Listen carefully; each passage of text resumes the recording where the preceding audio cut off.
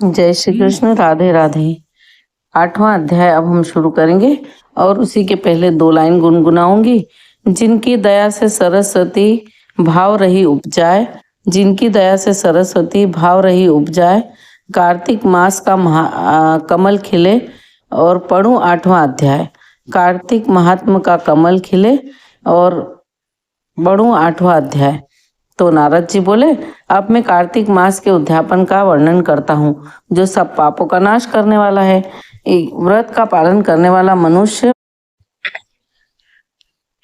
कार्तिक शुक्ल चतुर्दशी को व्रत की पूर्ति और भगवान विष्णु की प्रीति के लिए उद्यापन करे। तुलसी के ऊपर एक सुंदर मंडप बनावे, उसे केले के खंभों से संयुक्त करके नाना प्रकार की धातुओं से उसकी विचित्र शोभा बढ़ावे।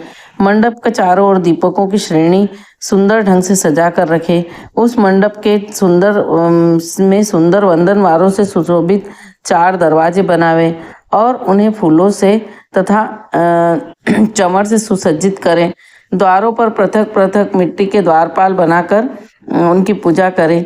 उनके नाम इस प्रकार है: जय, विजय, चंड, मुंड, चंड, प्रचंड और नंद, सुनंद, कुमुद और कुमुदाक्ष।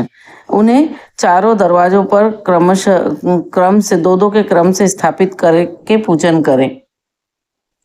तुलसी की जड़ के समीप 4 रंगों से सुशोभित सर्वतोभद्र मंडल बनावे और उसके ऊपर पूर्ण पत्र तथा पंचरत्न से संयुक्त कलश की स्थापना करें। कलश के ऊपर शंख चक्र गदाधारी भगवान विष्णु का पूजन करें और भक्तिपूर्वक उस तिथि में उपवास करें और रात्रि में गीत, वाद्य, कीर्तन आदि मंगलमय आयोजनों के साथ जागरण करें। जो भगवान विष्णु के लिए जागरण करते समय भक्ति पूर्वक भगवत संबंधी पदों का गान करते हैं, वे सैकड़ों जन्मों की पाप राशि से मुक्त हो जाते हैं। जो मनुष्य भगवान के निमित्त जागरण करके रात्रि भर भगवान का कीर्तन करते हैं, उनको असंख्य गोदान का फल मिलता है। जो मनुष्य भगवान की मूर्ति के सामने नृत्य गान करते हैं, उनके अनेक जन्मों के एकत्रित पाप नष्ट हो जाते हैं।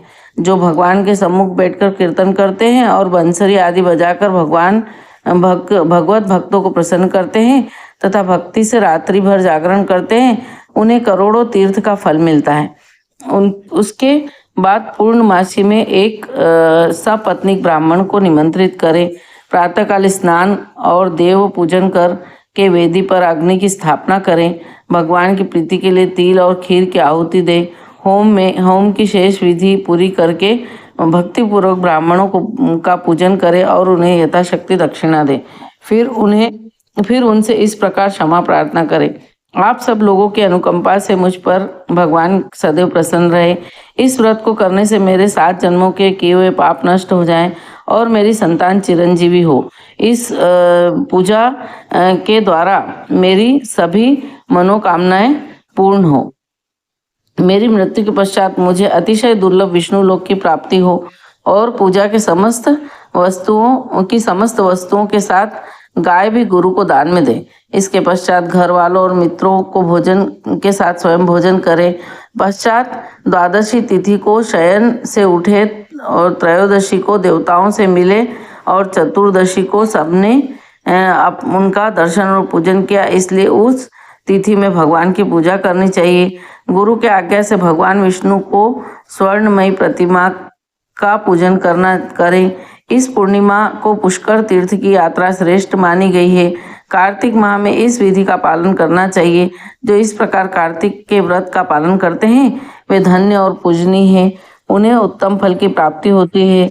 जो भगवान विष्णु की भक्ति में तत्पर हो कार्तिक के व्रत का पालन करते हैं, उनके शरीर में स्थित सभी पाप तत्काल नष्ट हो जाते हैं। और जो श्रद्धापूर्वक कार्तिक के उद्यापन का महात्म सुनता या सुनाता है, उसे भगवान विष्णु का सायुज्य प्राप्त होता है। यही था 9वां अध्याय, 8वां अध्याय जो मैंने आपको सुनाया। और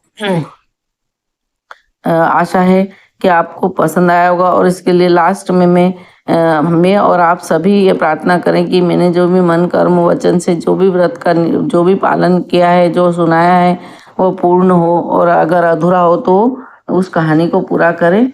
यही भगवान से प्रार्थना करनी चाहिए और क्षमा